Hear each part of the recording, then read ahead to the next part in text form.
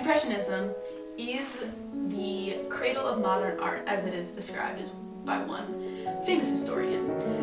It is the primary form of art done by all artists in the second half of the 19th century. They were rebelling against academic art, which we learned about in class. You know what that is. It's the reverting to the classical, being taught in classrooms. It looks a lot like this. And this. This is The Wave by William Adolphe Bouguereau, and this is Head of Bird Study. William Adolphe actually was extremely mad at the Impressionism movement. He got so mad that he spoke out against it and was excluded from encyclopedias for years to come. So this is the this is the thesis about to be replaced by the antithesis. The antithesis, of course, is Impressionism. Impressionism first appeared in 1863 in the Salon des Refus, which was commissioned by Napoleon III. Now, the problem was, Impressionists were mad that their paintings weren't getting picked to be put in exhibitions by the art collectors, so they were complaining, they were being uproarious, so Napoleon, of course, decided to appease them and gave them a little exhibit of their own. The Salon included famous works like this.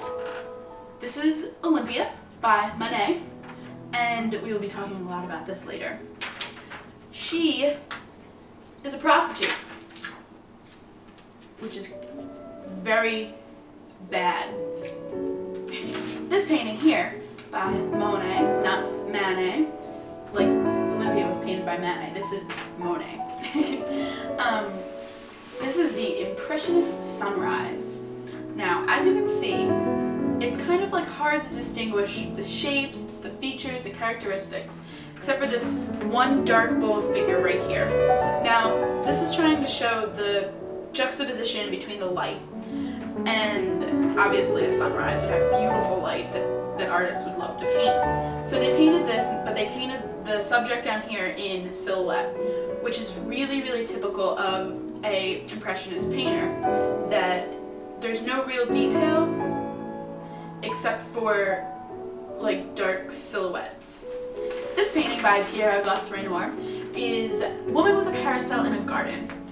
Again, there's lots of thick brush strokes with little detail, like even the subject in the very middle here, there's no detail to her. You can tell it's a woman, you can tell it's a figure, but you don't really know what's going on in her face or anything. Impressionists mark the end of the notable subject, meaning that the extravagance and like royalty, regalness of subjects in the past were replaced with natural beauty. Beauty that is found in nature, in maybe just a woman-like figure like in Olympia. So the Impressionists painted outdoor scenes.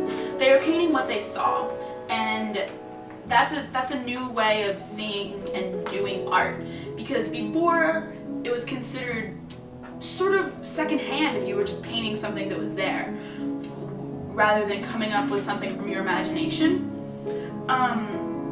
Also, another trait of Impressionist paintings is that there are no, like, touching back to the past. No more classical, no more myths, no more biblical scenes. It's all natural and all what they see. The next most important thing about Impressionism is the types of things they painted. Like I said before, they weren't painting anything extravagant. They're moving away from the extravagance. They're painting the natural state of things. And the most prominent paintings they did were landscapes. Now, this is actually an American Impressionist, Frederick Child Hasseman. This is called Poppies on the Isle of Shoals, and it is a landscape, and once again you can see the juxtaposition of the light sky against the dark foreground.